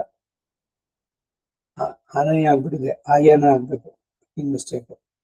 ಅಯನವನ್ನಾಗಿ ಹೊಂದಿರುವನು ಅಂದ್ರೆ ಇವುಗಳು ಇರುವ ಸ್ಥಳ ಅಥವಾ ಆಶ್ರಯ ಎಂದಾಗಲಿ, ಇವುಗಳನ್ನ ವ್ಯಾಪಿಸಿರುವವನಿಂದಾಗಲಿ ಹೇಳ್ಬೋದು. ಈಗ ನಾರಾಯಣ ಎಲ್ಲ ಚೇತನರ ಫೈನಲ್ ಡೆಸ್ಟಿನೇಷನ್ ಅವನು ನಾರಾಯಣ. ಷಷ್ಠಿ ಸಮಾಸಗಳಲ್ಲಿ ಬೇರೆ ಬೇರೆ ಮಾಡ್ತಾರೆ. ಎಲ್ಲ ಚೇತನರಿಗೆ ಯಾರು ಗುರಿಯೋ, ಫೈನಲ್ ಡೆಸ್ಟಿನೇಷನ್ ಅವನು ಅಯನ, ನಾರಾಯಣ. ನರರಿಗೆ ಅಯನ ಮಾರ್ಗದರ್ಶಕ, ಕಡೆಯ ಮಾರ್ಗನು ಅಥವಾ ಕಡೆಯ ಡೆಸ್ಟಿನೇಷನ್ ಹೇಳ್ಬೋದು ನಾರಾಯಣ. ಇವುಗಳನ್ನ ವ್ಯಾಪ್ಯವನ್ನಾಗಿ ಹೊಂದಿರುವ ಆಶ್ರಯ, ಎಲ್ಲರಿಗೂ ಆಶ್ರಯ. ಅದಕ್ಕೆ ಅವನಿಗೆ ಶುಭಾಶ್ರಯ ಅಂತ ಹೆಸರು. ಇದರಿಂದ ಆಯಾ ಪದಾರ್ಥಗಳ ಒಳಗೂ ಹೊರಗೂ ಪೂರ್ಣವಾಗಿ ವ್ಯಾಪಿಸಿ ನಿಂತಿರುವಂತಹ ನಿಲುವು ತೋರಿ ಬರುತ್ತೆ. ಭಗವಂತ ಎಲ್ಲದರ ಒಳಗೂ ಹೊರಗೂ ವ್ಯಾಪಿಸಿದ್ದಾನೆ. ಅಂತಃ ಪ್ರವಿಷ್ಟ ಶಾಸ್ತ್ರ ಜನಾನಾಂ ಸರ್ವಾತ್ಮ, ಎಲ್ಲರಿಗೂ ಆತ್ಮನಾದವನು ಪರಮಾತ್ಮ. ಪರಮ ಆತ್ಮ ಜೀವಾತ್ಮನಲ್ಲಿ ಒಳಗಡೆ ಇದ್ದಾನೆ. ಅನೇನ ಜೀವೇನ ಆತ್ಮನ ಅನುಪ್ರವಿಶ್ಯ ನಾಮರೂಪೇ ವ್ಯಾಕರವಾಣಿ. ಉಪನಿಷತ್ ಹೇಳುತ್ತೆ ಮಾತು. ಒಂದು ಚೇತನ ಗರ್ಭವನ್ನು ಉಂಟು ಮಾಡೋದು.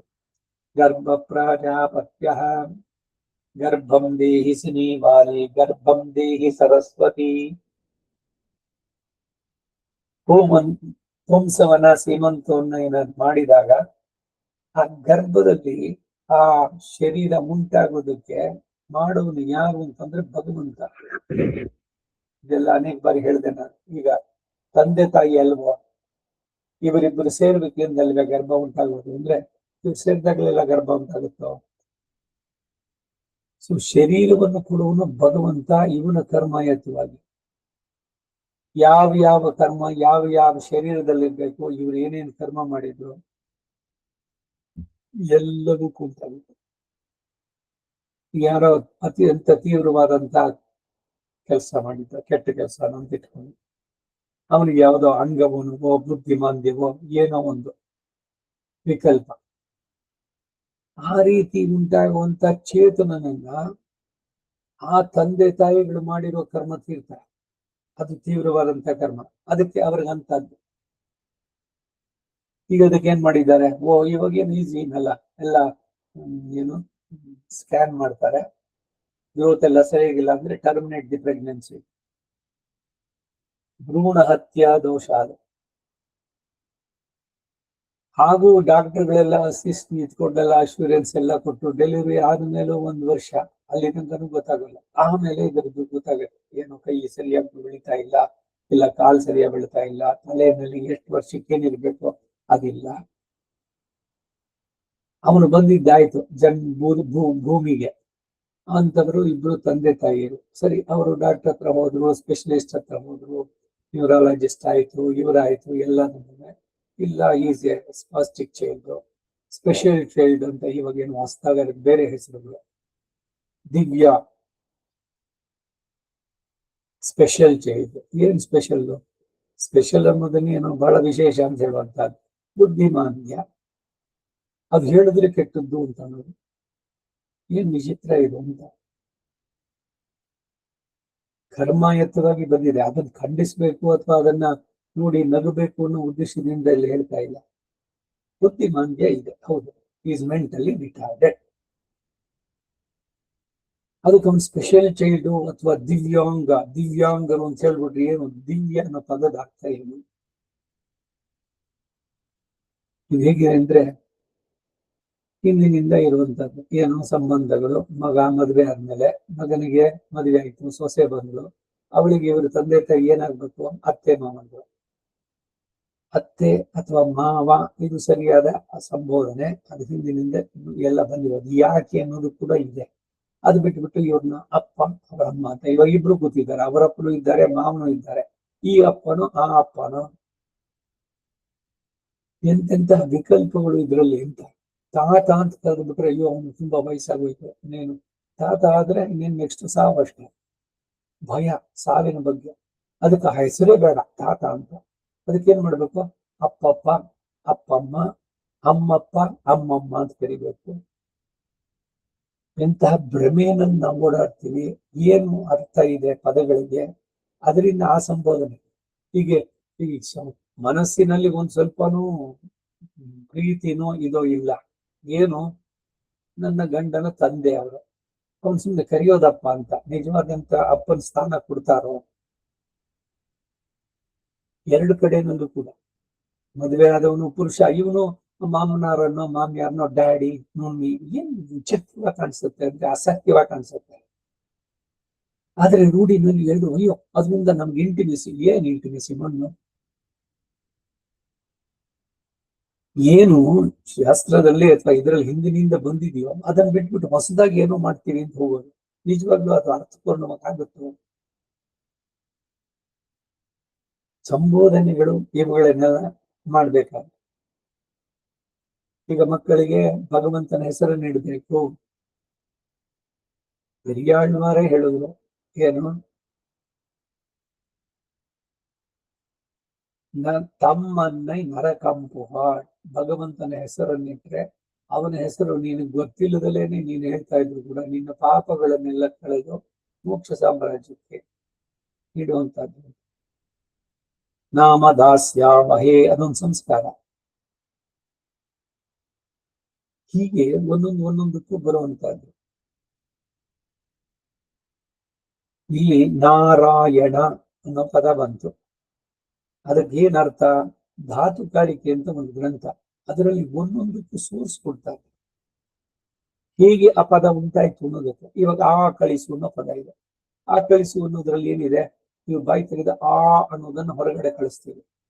ಕನ್ನಡಕ, ಕಣ್ಣಿಗೆ ಅಡಕವಾಗಿದೆ ಅದು.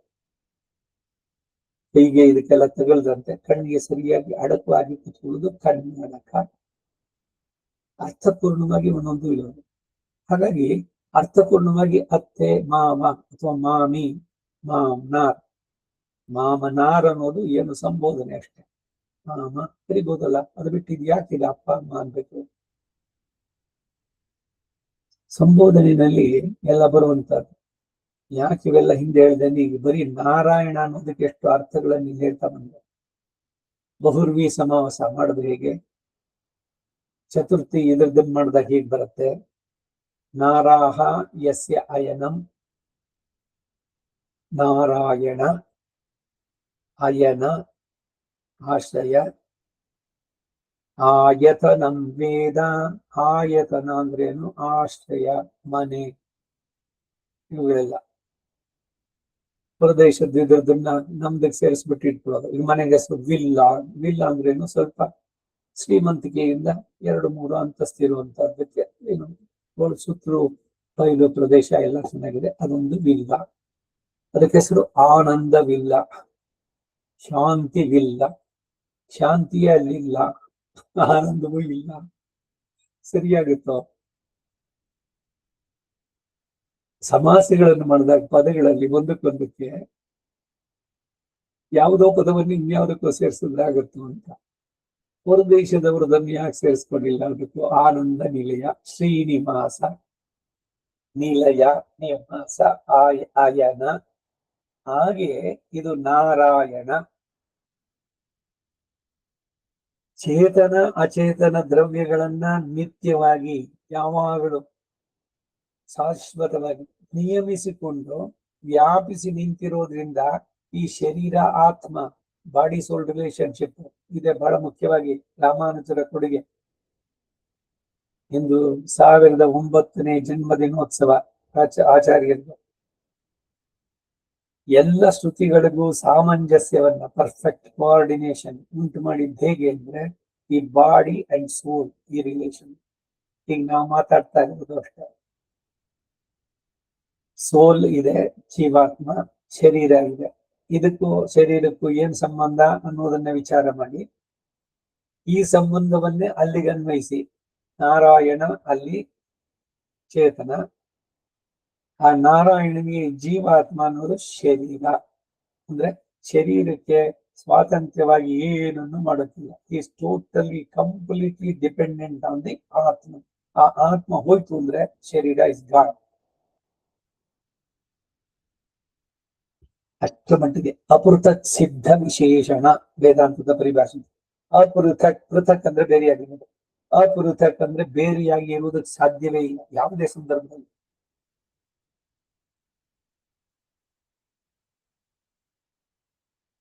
ಇವುಗಳಿಗೆಲ್ಲ ತಾನು ಅಯನ, ಯಾರೋ ಪರಮಾತ್ಮ ಎಂದರೆ ಅವನು ಉಪಾಯವಾಗಿಯೂ, ಮೀನ್ಸ್ ಉಪೇಯವಾಗಿಯೂ, ಫೈನಲ್ ಡೆಸ್ಟಿನೇಷನ್, ಆಧಾರ ಇದಕ್ಕೆ ಇರುವ ಸ್ಥಿತಿಯನ್ನ ಹೇಳುತ್ತೆ. ನೀನೇ ನಿನ್ನನ್ನ ನನಗೆ ತಂದು ಕೊಡಬೇಕು ಅಂತ ಬೇಡುವವರಿಗೆ ಎನಕ್ಕೆ ತನ್ನೈ ತಂದ ಕರ್ಪಗಂ ಅಂದ್ರೆ ನನಗೆ ತನ್ನನ್ನು ತಾನೇ ತಂದು ಕೊಟ್ಟಂತಹ ಕರ್ಪಗಂ ಅಂದ್ರೆ ಕಲ್ಪವೃಕ್ಷ ಎನ್ನುವಂತೆ ಉಪಾಯವೂ ಆಗಿ ಉಪೇಯವೂ ತಾನೇ ಆಗ್ತಾನೆ. ಈಗ ಭಗವಂತನ ಪಡೆಯೋಕೆ ಭಕ್ತಿಯ ಅನನ್ಯ ಶಿಕ್ತ, ಭಕ್ತಿ ಅನ್ನೋದು ಉಪಾಯ. ಅದಕ್ಕೆ ಸಾಧನವನ್ನು ಮಾಡಬೇಕು, ಉಪಾಸನೆಯನ್ನು ಮಾಡಬೇಕು. ಮನಸ್ಸನ್ನ ಕೇಂದ್ರೀಕರಿಸಿ ವಿಷಯಗಳಿಂದ ಹೊರಗೆ ಮಾಡಿ ಪ್ರಯತ್ನ ಪೂರ್ವಕವಾಗಿ ಮಾಡಬೇಕು. ಇದೆಲ್ಲ ಮಾಡೋದಕ್ಕೆ ನನಗೆ ಕಷ್ಟ. ನ ಧರ್ಮನಿಷ್ಠೋಸ್ಮಿ ನ ಚ ಆತ್ಮವೇದಿ ನ ಭಕ್ತಿಮಾಂ ತ್ವಚ್ಚರಣಾರಂದೇ ಅಕಿಂಚನ. ಈಗ ಹೇಳಿದಲ್ಲ, ಅನನ್ಯಗತಿ. ಅದರಿಂದ ನಾನು ನಿನ್ನಲ್ಲಿ ಶರಣಾಗಿದ್ದೇನೆ ಅಂತಂದಾಗ ಭಗವಂತ ತಾನೇ ಆ ಭಕ್ತಿ ಉಪಾಯದ ಸ್ಥಾನ, ಉಪಾಸನೆ ಇದೆಯಲ್ಲ, ಆ ಸ್ಥಾನದಲ್ಲಿ ತಾನೇ ನಿಂತು ಇವನ ಪ್ರಯತ್ನವನ್ನ ಸಫಲಗೊಳಿಸಿ ಕಡೆಗೆ ತನ್ನ ಡೆಸ್ಟಿನೇಷನ್ ಅನ್ನ ತಾನೇ ತಂದು ಕೊಡ್ತಾನೆ. ತನಕ್ಕೆ ಆಹ ಎನ್ನೈಕೊಳ್ಳು ಮೀದೇ. ಈ ಆಳ್ವಾರಗಳು ಹಾಡಿರೋ ಸುಮ್ಮನೆ ಏನೋ ತಮಿಳಿನಲ್ಲಿ ಬರೋದು ಅಂತಲ್ಲ, ಅಷ್ಟು ಅರ್ಥಪೂರ್ಣವಾಗಿದೆ ಒಂದೊಂದು ಕೂಡ. ಎನ್ನಪ್ಪನ್, ಪೊನ್ನಪ್ಪನ್, ಮುತ್ತಪ್ಪನ್, ಮಣಿಯಪ್ಪನ್, ಪತ್ತರಾವಿ, ಭಕ್ತವತ್ಸಲ. ಇವನು ಹೇಳಿದಂತೆ ಅವನನ್ನು ನಿತ್ತಿಲ ತೊತ್ತಿನೈ ಯಥೋಕ್ತಕಾರಿ ಚೊನ್ನವಣ್ಣಂ ಶೈದ ಪೆರುಮಾನ್. ಯಾರಿಗೆ ಆ ರೀತಿ ಆಗ್ತಾನೆ ಅಂದ್ರೆ, ಯಾರು ತಮ್ಮನ್ನ ತಾವು ಪೂರ್ಣವಾಗಿ ಒಪ್ಪಿಸಿಕೊಂಡಿದ್ದಾರೋ ಅವರಿಗೆ ಅವನು ಅವರ ಹೊಣೆಯನ್ನ ನಾನು ಪೂರ್ಣವಾಗಿ ತಗೊಂಡಿದ್ದೀನಿ ಅಂತ ಹೇಳ್ತಾನೆ. ಅಂತಹ ಭಗವಂತನಲ್ಲಿ ನಮ್ಮನ್ನ ನಾವು ಪೂರ್ಣವಾಗಿ ಸಮರ್ಪಿಸಿಕೊಳ್ಳೋದಿದೆಯಲ್ಲ, ಇದು ಪ್ರಪತ್ತಿ, ಶರಣಾಗತಿ, ಆತ್ಮನಿಕ್ಷೇಪ, ಭರನ್ಯಾಸ, ಪ್ರಪದನ ಎಲ್ಲ. ಇದರಲ್ಲಿ ಏನು ಅಂದ್ರೆ, ಉಪಾಯವೂ ಅವನೇ, ಮೀನ್ಸ್ ಟು ಅಟೈನ್, ಮತ್ತೆ ಫೈನಲ್ ಅಟೈನ್ಮೆಂಟ್ ಯಾವುದು, ಎರಡು ಅವನೇನೆ. ಉಪಾಯವೂ ಅವನೇ, ಉಪೇಯವೂ ಅವನೇ ಆಗ್ತಾನೆ. ಚೇತನ ಅಚೇತನಗಳೆರಡಕ್ಕೂ ಕೂಡ ಉಡನ್ಮಿಷೈ ಉಯಿರೆನ ಕರಂದೆಂಗುಂ ಪರಂದುಳನ್, ಅಂದರೆ ಶರೀರದಲ್ಲಿ ಆತ್ಮನಾದಂತೆ ಎಂದಂತೆ ಆಧಾರವೂ ಆಗ್ತಾನೆ. ಇದಕ್ಕೇನೆ ಗದ್ಯತ್ರಯದಲ್ಲಿ ನಿಖಿಲ ಜಗದಾಧಾರ ಅಖಿಲ ಜಗತ್ ಸ್ವಾಮಿನ್ ಅಸ್ಮತ್ ಸ್ವಾಮಿನ್ ಸತ್ಯಕಾಮ ಸತ್ಯ ಸಂಕಲ್ಪ. ಎಷ್ಟು ಗಹನವಾಗಿದೆ ಅರ್ಥಗಳು ಗೊತ್ತಾ ಒಂದೊಂದರಲ್ಲೂ. ಇಡೀ ಜಗತ್ತಿಗೆ ಆಧಾರ ಅವನು, ಇಡೀ ಲೋಕಕ್ಕೆ ಸ್ವಾಮಿ, ನನಗೂ ಅವನೇ ಸ್ವಾಮಿ, ಅಸ್ಮತ್ ಸ್ವಾಮಿ. ಪರಮಾತ್ಮನನ್ನು ಬಿಟ್ಟು ಬೇರೆಯಾಗಿ ಇರಲಾರದಂತಹ ಚೇತನ ಅಚೇತನಗಳೆರಡೂ ಕೂಡ ಆ ಪರಮಚೇತನನಾದ ಭಗವಂತನಿಗೆ ಶರೀರ. ಚರಾಚರಾಣಿ ಸರ್ವಾಣಿ ಸರ್ವಂ ಭಗವದ್ವಪು ಎಂಬುದು ಕೂಡ ಇದರಿಂದ ಸಿದ್ಧವಾಗುತ್ತೆ. ಕಾರಣತ್ವ, ಮೂಲ ಕಾರಣ, ಜಗತ್ ಕಾರಣ, ಪ್ರೈಮೋರ್ಡಿಯಲ್ ಕಾಸ್. ಉಪಾಯತ್ವ, ಮೀನ್ಸ್ ಆಫ್ ಅಟೈನಿಂಗ್ ದಟ್. ಮೊದಲಾದವನ್ನು ಹೇಳುವ ಪವಿತ್ರತಮವಾದಂತಹ ಈ ನಾರಾಯಣ ನಾಮದಲ್ಲಿ ಪ್ರಾಕೃತವಾದ ಈ ಲೋಕ ಮತ್ತು ದಿವ್ಯವಾದ ವೈಕುಂಠ ಎಂಬ ಎರಡು ವಿಭೂತಿಗಳ ಯೋಗವನ್ನು, ಸಕಲ ವಿಧವಾದ ಮಂಗಳ ಗುಣಗಳನ್ನು ಹೊಂದಿದ್ದು, ಯಾವ ಬಗೆಯ ದೋಷವೂ ಇಲ್ಲದೆ ಉಭಯ ಲಿಂಗತ್ವವನ್ನು ತ್ವಮೇವ ಮಾತಾಚ ಪಿತಾ ತ್ವಮೇವ ಅಂತ ಹೇಳಿದಂತೆ ಸರ್ವವಿಧ ಬಂಧುತ್ವವನ್ನು ಅನುಸಂಧಾನ ಮಾಡಬೇಕು.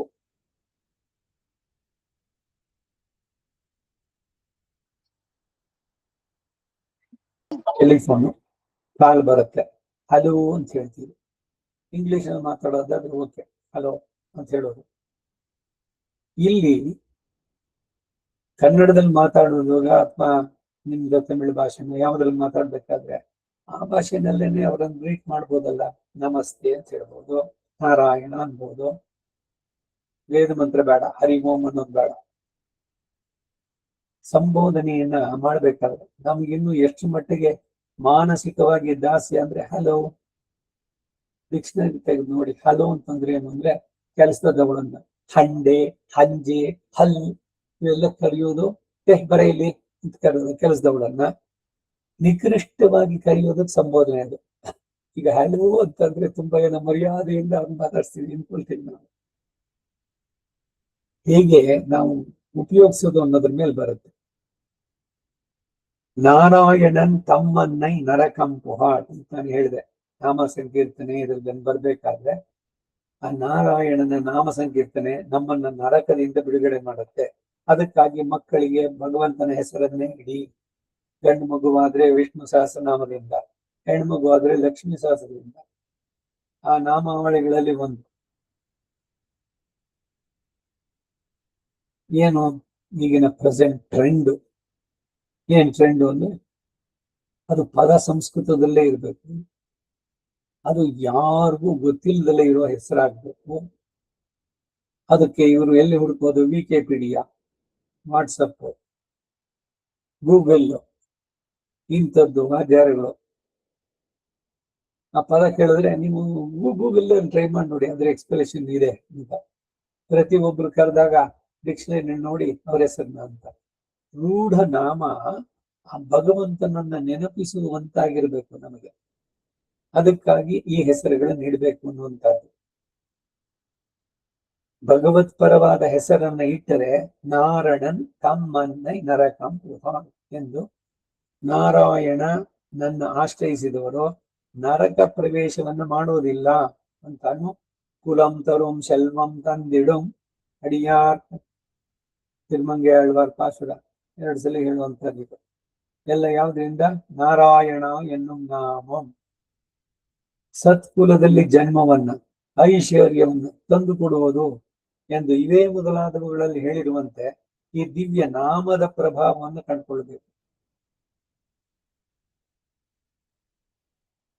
ನಾರಾಯಣ ಅನ್ನೋ ಪದ, ಈ ಪದದಲ್ಲಿರುವ ನಾರಾಯಣಾಯ ಅನ್ನೋದ್ರಲ್ಲಿ ಈ ಚತುರ್ಥಿ ವಿಭಕ್ತಿ ಅಂದ್ರೆ ನಾರಾಯಣಾಯ ಎಂಬಲ್ಲಿರುವಂತ ಆಯ ಎಂಬ ಪದ. ಆ ಆಯ ಅನ್ನೋದೇನು ಅಂದ್ರೆ ಅವನಿಗೋಸ್ಕರವಾಗಿಯೇ ಉಳಿದೆಲ್ಲ ಇರುವುದನ್ನ ಸಾಧಿಸಿ ಅದರ ಫಲವಾಗಿ ನಾವು ಪ್ರಾರ್ಥನೆ ಮಾಡಬೇಕಾದ ಕೈಂಕರ್ಯವನ್ನು ಸೂಚಿಸುತ್ತೆ. ನಾರಾಯಣಾಯ. ನಾಲಾಯಿರ ಎಲ್ಲ ಆಗಿದೆ, ಸೇವಾಕಾಲ ಎಲ್ಲರೂ ಸೇರಿದ್ರು. ಅಲ್ವಳಕ್ಕೊಂದಮೆಲ್ಲ ಅಣಿಗೊಟ್ಟಿಯರಗೋಡ್ ಅಭಿಮಾನದುಂಗಂ ಚಲ್ಮನೈ ಹೋದ ತಿರುಮಾಲೆ ನಾನು ಮುನಕ್ಕ ಪಳವಡಿಯೇ ನಲ್ವಹಯ ನಮೋ ನಾರಾಯಣ ಎಂದ್ರೆ ಅಲ್ಲಿ ನಾರಾಯಣಾಯ ಬರೋದಾದ್ರು ಮೊದಲನೇ ಪಾಸ, 9ನೇ 10, 11ನೇ ಪಾಸಗಳಲ್ಲಿ. 2ನೇದ್ರಲ್ಲಿ ಸರಿ. ಅಲ್ವಳಕ್ಕೊಂದು ನಾರಾಯಣ ಎಂದ್ರೆ ನಾಮಂ ಪಲ ಭೈರವಿ பல் வகையாலும் பவித்திறனே உன்னை பல்லாண்ட கூறுதுமே பல்லாண்டென்று பவித்திறனே பரமேட்டியை சாந்தம் என்னும் வில்லாண்டான் தன்னை வில்லி ಗೊತ್ತೋರ್ ವಿಷ್ಣು ಚಿತ್ತನ್ ವಿರಂಬೇಶಲ್. ಅಲ್ಲಿ ನಮೋ ನಾರಾಯಣಾಯವೆಂದ್ರೆ ಮೊದಲನೇ ಪಾಠದಲ್ಲಿ ನಾರಾಯಣ ಎಂದ್ರೆ ಅರ್ಥ ಇದೆ. ಅದಕ್ಕೆ ಕಣ್ಮುಚ್ಕೊಂಡು 2 ಕಡೆನೂ ನಾರಾಯಣಾಯ ನಾರಾಯಣಾಯ ಅಂತ ಹೇಳಿದ್ರೆ ಎಲ್ಲಿ ಉಪಯೋಗಿಸಿದ್ದಾರೆ? ಅದಕ್ಕೆ ಅರ್ಥದ ಜೊತೆಗೆ ಅನುಸಂಧಾನ ಇರಬೇಕು ಅಂತ ಹೇಳುವಂತ. ಈ ನಾರಾಯಣಾಯ ಅನ್ನೋದು ಅದೇ. ಏನು ನಾರಾಯಣಾಯ ಅಂದ್ರೆ ಅವನಿಗೋಸ್ಕರವಾಗಿಯೇ, ನನಗಲ್ಲ ಅಥವಾ ಬೇರೆಯವ್ರಿಗೂ ಅಲ್ಲ, ಅವನಿಗಾಗಿಯೇ ಅಂತ ಸ್ಪೆಸಿಫಿಕ್ ಆಗಿ ಆಯ. ಈ ಶ್ರೇಷ್ಠವಾದಂತಹ ತಿರುಮಂತ್ರದಲ್ಲಿ, ತಿರುಮಂತ್ರ ಅಂದ್ರೆ ಇದು ಅಷ್ಟಾಕ್ಷರಿ, ಅದರಲ್ಲಿ ಅನೇಕ ರೀತಿಯಲ್ಲಿ ವಾಕ್ಯಾರ್ಥವನ್ನು ಅನುಸಂಧಾನ ಮಾಡ್ತಾರೆ. ಅಕಾರ ವಾಚ್ಯನಾಗಿರುವಂತಹ ನಾರಾಯಣನಾದ ಶ್ರೀಯಪತಿಗೆ ನಾನು ಅನನ್ಯಾರ್ಹ ಶೇಷಭೂತನು. ಅನನ್ಯಾರ್ಹ ಅಂತಂದ್ರೆ ಬೇರೆ ಯಾರಿಗೂ ಇಲ್ಲದೆ ಅವನಿಗಾಗಿಯೇ ನಾನು ಕಿಂಕರನು. ನಾ ಮಾಡೋದೆಲ್ಲ ಅವನಿಗಾಗಿಯೇ. ಇಲ್ಲ ಇವ್ರಿಗೂ ಮಾಡೋಣ, ಬೇರೆಯವ್ರಿಗೂ ಮಾಡೋಣ, ಇಲ್ಲ, ವ್ಯಭಿಚಾರ ಇಲ್ಲ ಇಲ್ಲಿ. ನಾನು ನನಗೆ ಸಂಬಂಧಿಸಿಲ್ಲ. ಅಹಂ ನಾರಾಯಣಾಯ ಭವೇಯಂ ನ ಮಮ ಸ್ಯಾಂ. ನಾನು ನನ್ನವನಲ್ಲ, ನಾನು ನನ್ನವನಲ್ಲ, ನಾನು ನಾರಾಯಣನಿಗೆ ಸೇರಿದವನು. ಇಷ್ಟೆಲ್ಲ ಅರ್ಥ ಅದರಲ್ಲಿ. ಅದಕ್ಕೆ ಅಷ್ಟಾಕ್ಷರಿಯನ್ನ 108 ಬಾರಿ ಬೆಳಗ್ಗೆ ಎದ್ದು ಸ್ನಾನ ಮಾಡಿ ಆಚಾರ್ಯ ತನಿಯನ್ನು ಹೇಳಿ ಆಮೇಲೆ ಅಷ್ಟಾಕ್ಷರಿ ಜಪಿಸ್ಬೇಕು ಎಂದು ಪೂರ್ಣವಾಗಿ ಸ್ವರೂಪಪರವಾಗಿ ನಿರೂಪಿಸಿದಾಗ ತನ್ನ ಸ್ವರೂಪ, ಯಾರು ಜೀವಾತ್ಮನ ಸ್ವರೂಪ, ಅವನ ಸ್ಥಿತಿ ಮತ್ತು ಪ್ರವೃತ್ತಿಗಳು ಎಲ್ಲವೂ ಕೂಡ ಪರಮಾತ್ಮನಿಗೆ ಕೇವಲ ಶೇಷತೈಕರಸವಾಗಿ ಪರಾಧೀನವಾಗಿರೋದು. ಸ್ವಾಧೀನ ಅಲ್ಲ, ಪರಾಧೀನ. ಎಲ್ಲವೂ ಭಗವಂತನ ಸಂಕಲ್ಪಕ್ಕೆ, ಮಾಡೋದೆಲ್ಲವೂ ಅವನಿಗಾಗಿಯೇ ಅನ್ನೋದನ್ನ ಯಥಾಸ್ಥಿತಿಯಾಗಿ ಅನುಸಂಧಾನ ಮಾಡುದು. ಇದಕ್ಕಾಗಿ ಎಲ್ಲದರಲ್ಲೂ ಕೂಡ ಸಾತ್ವಿಕ ತ್ಯಾಗ.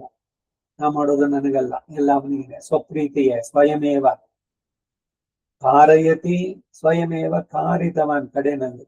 ಯಾರು ಮಾಡಿದ್ದು? ಭಗವಂತ. ಸ್ವನೀಯಾಮ್ಯ ಸ್ವರೂಪಸ್ಥಿತಿ ಪ್ರವೃತ್ತಿ ಸ್ವಶೇಷತೈಕರಸೇನ ಅನೇನಾತ್ಮನ ಸ್ವಕೀಯೈಶ್ಚ ಉಪಕರಣೈಃ ಸ್ವಾರಾಧನೈಕ ಪ್ರಯೋಜನಾಯ ಸರ್ವಶೇಷಿ ಎಲ್ಲರಿಗೂ ಸ್ವಶೇಷಭೂತಮಿದಂ ಅಷ್ಟು ಅರ್ಥಪೂರ್ಣವಾಗಿರೋದು ಸಾತ್ವಿಕ ತ್ಯಾಗದ ಅನುಸಂಧಾನ. ಇದು ನಮಗೆ ಸದಾ ನೆನಪಿನಲ್ಲಿ ಆದರೆ ಅನೇಕ ಕೋಟಿ ಜನ್ಮಗಳು, ಅದೇನು ಇಷ್ಟು ಅಷ್ಟು ಅಂತಿಲ್ಲ, ಎಷ್ಟು ಜನ್ಮಗಳು ಹಿಂದೆ ಹುಟ್ಟು ಬಂದವು, ಅನೇಕ ಯೋನಿಗಳು ಹಿಂದೆ ಅನೇಕ ಯೋನಿಗಳಲ್ಲಿ ಬಂದು ಬಂದು ನೊಂದೆನಯ್ಯ ಅಂತ ಹೇಳೋ ಹಾಗೆ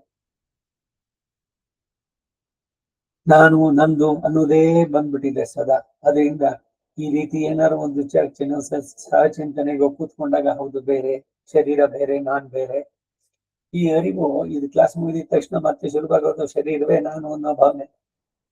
ಅದಕ್ಕೆ ಪ್ರತಿ ದಿನ ಇದನ್ನ ಪುನಃ ಪುನಃ ಹೇಳ್ತಾ ಇರಬೇಕು. ನಾನು ನನ್ನವನಲ್ಲ, ನಾನೇ ನನ್ನವನಲ್ಲ ಅಂದ್ಮೇಲೆ ನನ್ನದು ಅನ್ನೋದು ಏನೂ ಇಲ್ಲ, ಎಲ್ಲವೂ ಭಗವಂತನ ಸೇರಿದ್ದು.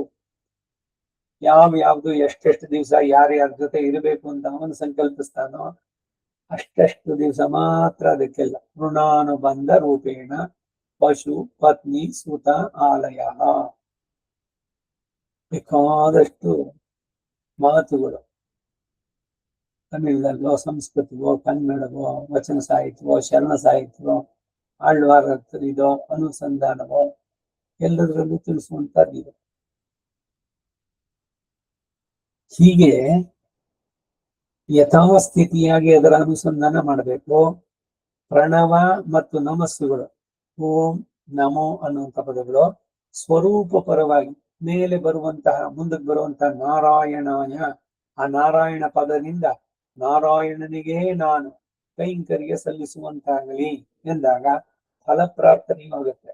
ಏನು ಪ್ರಾರ್ಥನೆ? ನನ್ನ ಕೈಂಕರ್ಯ ಭಗವಂತನಿಗಾಗಿಯೇ ಆಗಲಿ, ಅದರಿಂದ ನನಗೆ ಇನ್ನೇನು ಸಿಗಲಿ ಅಂತಲ್ಲ, ಮಾಡುವ ಕೈಂಕರ್ಯ ಭಗವಂತನಿಗೆ ಸಮರ್ಪಣೆಯಾಗಲಿ. ಈ ಫಲ ಪ್ರಾರ್ಥನೆಯಿಂದ ಶೇಷತ್ವದಿಂದ ಸಿದ್ಧಿಸುವುದು ತನ್ನ ಸ್ವರೂಪಕ್ಕೆ ತಕ್ಕದ್ದು ಆದಂತ ಕೈಂಕರ್ಯ ವಿಶಿಷ್ಟನಾಗುವಂತಾಗಲಿ ಅಂತ ಆಗತ್ತೆ. ಪ್ರಣವವು ಸ್ವರೂಪ ಪರವಾಗಿ ಮುಂದಿನ ಎರಡು ಪದಗಳಿಂದ ನಮಃ ಮತ್ತು ನಾರಾಯಣ ಎಂಬುವುಗಳಿಂದ ಕ್ರಿಯಾಪದವನ್ನ ಅಧ್ಯಾಹಾರ ಮಾಡಿಕೊಂಡಾಗ, ಸ್ಯಾಮ್ ಎಂಬ ಕ್ರಿಯಾಪದವನ್ನ ಅಧ್ಯಾಹಾರ ಮಾಡಿಕೊಂಡಾಗ ನಮಃ ಎನ್ನುವುದರಿಂದ ಅನಿಷ್ಟ ನಿವೃತ್ತಿಯು, ನಾರಾಯಣಾಯ ಸ್ಯಾಮ್ ಅನ್ನೋದ್ರಿಂದ.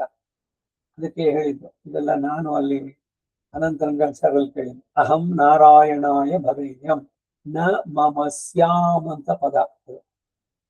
ಇದು ಅಷ್ಟಾಕ್ಷರಿಯ ಅರ್ಥ. ಅದ್ರಲ್ಲೇನು?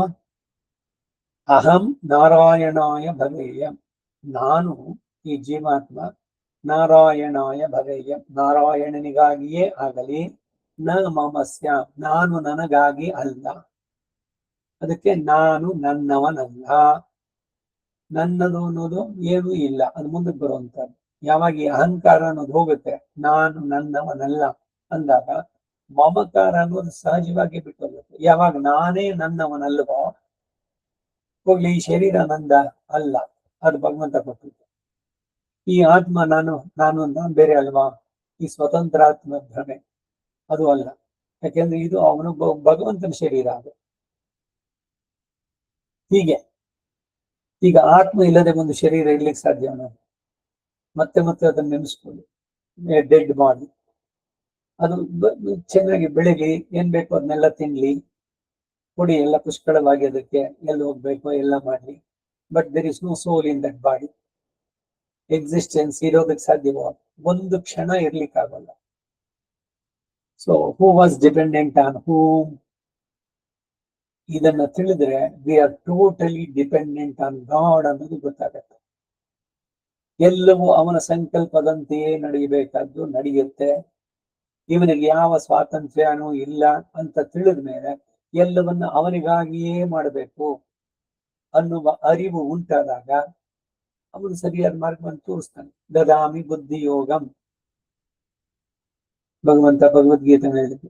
ಯಾರು ತಮ್ಮನ್ನು ತಾವು ಪೂರ್ಣವಾಗಿ ಸಮರ್ಪಿಸಿಕೊಳ್ತಾರೆ, ಈ ಅರಿಷಡ್ವರ್ಗಗಳನ್ನ ಜಯಿಸ್ತಾರೆ, ಇಂದ್ರಿಯ ನಿಗ್ರಹಗಳನ್ನ ಸಾಧಿಸ್ತಾರೆ, ವಿಷಯಗಳಿಗೆ ಮನಸ್ಸು ಹೋಗದಂತೆ ವಿವೇಕದಿಂದ ತಡೀತಾರೆ ಅಂತವರಿಗೆ ನಾನು ನನ್ನ ಬಗ್ಗೆ ಅಂದ್ರೆ ಭಗವಂತನ ಬಗ್ಗೆ ಅರಿವು ಎಲ್ಲವನ್ನು ಉಂಟು ಮಾಡಿ ಅವನನ್ನ ನಾನು ಬುದ್ಧಿಯೋಗಂ ತಂ ಪ್ರದಾಮಿ ಅಂತ ಹೇಳಿದ್ದು ಅಲ್ಲಿ. ಈ ರೀತಿ ಅನಿಷ್ಟ ನಿವೃತ್ತಿ ನಾರಾಯಣಾಯ ಸ್ಯಾಮ್ ಅನ್ನೋದ್ರಿಂದ ಇಷ್ಟ ಪ್ರಾಪ್ತಿಯನ್ನ ಅಪೇಕ್ಷಿಸಿದಂತಾಗುತ್ತೆ. ಅಕಾರ ವಾಚ್ಯನಾದ ಶ್ರೀಮನ್ನಾರಾಯಣನಿಗೆ ನಾನು ಅನನ್ಯಾರ್ಘ ಶೇಷಭೂತನಾಗಿದ್ದೇನೆ, ಅವನನ್ನೇ ನಾನು ಶರಣ ಹೊಂದಿದ್ದೇನೆ.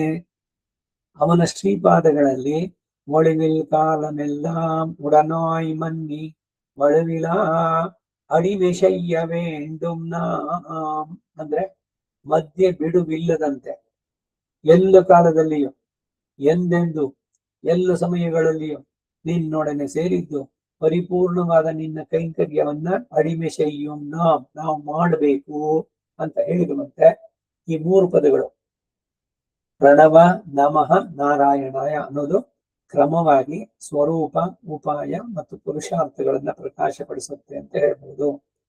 ಇವುಗಳಿಂದ ಕ್ರಮವಾಗಿ ಅನನ್ಯಾರ್ಘ ಶೇಷತ್ವವನ್ನ ಅನನ್ಯೋಪಾಯತ್ವವನ್ನ ಇವನು ಬಿಟ್ಟು ಬೇರೆ ಉಪಾಯ ಇನ್ಯಾವುದರಿಂದ ನಾನು ಭಗವಂತ ಮಾಡಿಯೋಕ್ಕಾಗುತ್ತೋ ಇಲ್ಲ. ಅನನ್ಯೋಪಾಯತ್ವ ಮತ್ತೆ ಅನನ್ಯ ಪ್ರಯೋಜನತ್ವ. ಏನು ಪ್ರಯೋಜನ? ಫಲ ಸಿಗುವಂತಹದ್ದು ಅಂದ್ರೆ ಭಗವಂತನ ಬಿಟ್ಟು ಬೇರೆ ಏನು ಬೇಕೇ ಇರೋದು. ನಮಗೆ ಭಗವಂತನನ್ನು ಪಡೆಯಬೇಕು, ಭಗವಂತನ ಜೊತೆಗಿರ್ಬೇಕು, ಅವನಿಗೆ ನಿತ್ಯ ಕೈಂಕರ್ಯ ಮಾಡಬೇಕು, ಅದು ನಮ್ಮ ಗುರಿಯಾಗಬೇಕು. ಈ 3 ಅಲ್ಲಿ ಸೇರುತ್ತೆ. ಅನನ್ಯಾರ್ಯ ಶೇಷತ್ವ, ಅನನ್ಯೋಪಾಯತ್ವ, ಅನನ್ಯ ಪ್ರಯೋಜನತ್ವ. ಇದನ್ನ ಪಡೆದ ಸಾಧಕನು ಸಂಸಾರದಲ್ಲಿ ಇರುತ್ತಿದ್ದು ಬದ್ಧ ದಶೆಯಲ್ಲಿದ್ರು ಕೂಡ ಮುಕ್ತರಿಗೆ ಸಮಾನನಾಗ್ತಾನೆ. ಈ ಅರಿವು ಇದ್ದರೆ, ಯಾಕಂದ್ರೆ ನೀವು ಮಾಡೋದಿಲ್ಲ ಅವಾಗ ಭಗವಂತನಿಗಾಗಿ, ಏನೇ ಆದ್ರೂ ಕೂಡ ಎಲ್ಲ ಭಗವಂತನ ಸಂಕಲ್ಪ, ಎಲ್ಲವೂ ಕೂಡ ಅವನು ನಿಯಮಿಸಿದಂತೆ. ನಿರಂತರಂ ನಿನೈಪದಾಹ ನೀ ನಿನೈಕ್ಕವೆಂದುಮೆ ಉಡಲೋಂ ಉಯಿರೋಂ ಎಲ್ಲವೂ ನಿನ್ನದೇ. ಈ ಎಲ್ಲ ಭಾವ ಪ್ರತಿ ಒಂದೊಂದು ಕ್ಷಣದಲ್ಲೂ ನಮಗೆ ನೆನಪಾಗ್ತಾ ಇದ್ರೆ ಆ ಕೈಂಕರ್ಯ ಭಗವಂತರು ಸ್ವೀಕರಿಸ್ತಾನೆ, ನಮಗೆ ಈ ವಿವೇಕ ಜ್ಞಾನವನ್ನ ಕೊಡ್ತಾನೆ.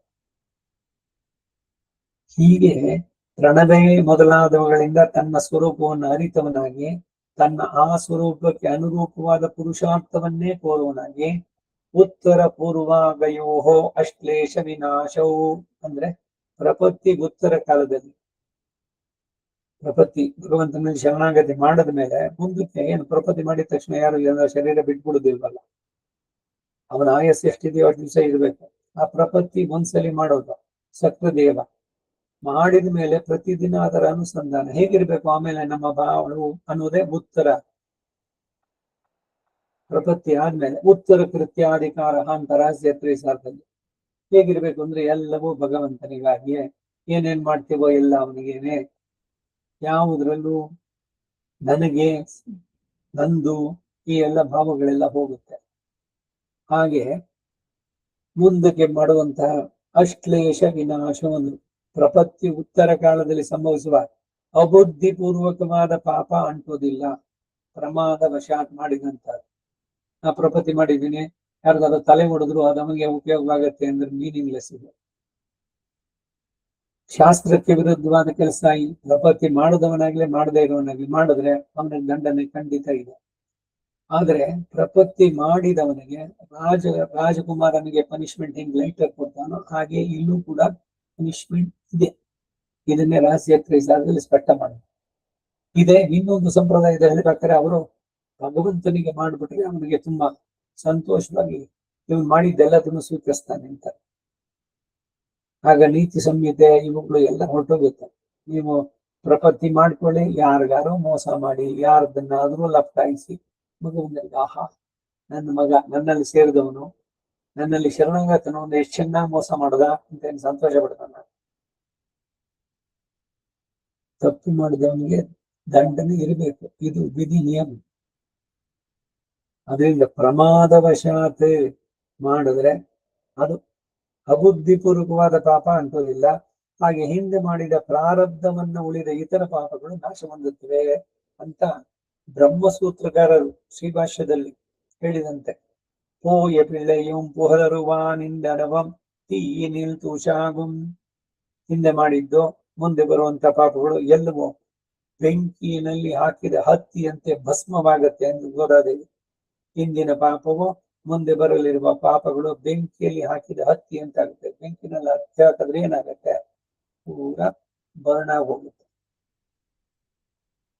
ஊன் தந்து நிலை நின்ற உயிரும் தந்தோரு தந்து ஓரு இராகி உள்ளொளியோடு உறைந்தனா தான் தந்த இன்னுயிரை எனதெண்ணாமல் நல்லறிவு தந்து அகலா நலமும் தந்து தான் தந்த நல்வழியாள் தாழ்ந்த என்னை தந்தனக்கே பரமாகி தானே எண்ணி வான் தந்த மலரடியம் தந்து வானோர் வாழ்ச்சி தர ಮನ್ನರುಳಾಲ್ ಬರಿತಿದ್ದಾನೆ. ನಮಗೆ ದೇಹವನ್ನ ಆತ್ಮವನ್ನ ಕೊಟ್ಟು ಅದ್ವಿತೀಯವಾದ ಭಗವಂತನು ನಮಗೆ ಅಂತರ್ಯಾಮಿ ಆಗಿದ್ದಾನೆ, ಅಂತರಾತ್ಮನಾಗಿದ್ದಾನೆ, ಜ್ಞಾನದಿಂದ ಕೂಡಿದ್ದಾನೆ. ತಾನು ಕೊಟ್ಟ ಈ ಆತ್ಮ ವಸ್ತುವನ್ನ ನಾವು ನಮ್ಮದು ಎಂದು ತಿಳಿಯದಂತಹ ಒಳ್ಳೆಯ ಅರಿವನ್ನ ಕೊಟ್ಟಿದ್ದಾನೆ. ಇದೇ ಬರ್ಬೇಕಾದ ಗುರುವಿನಿಂದ ಪಡೆಯುವಂತ ಜ್ಞಾನ.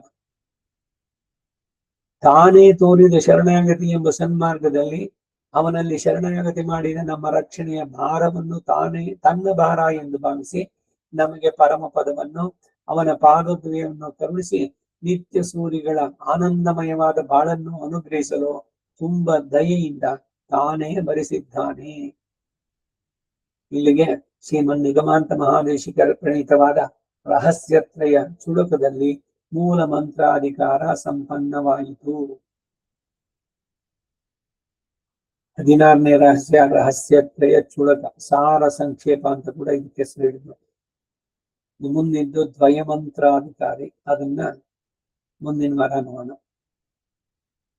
ಕವಿತಾರ್ಕಿಕ ಸಿಂಹಾಯ ಕಲ್ಯಾಣ ಗುಣಶಾಲಿನೇ ಶ್ರೀಮತೆ ವೆಂಕಟೇಶಾಯ ವೇದಾಂತ ಗುರವೇ ನಮಃ.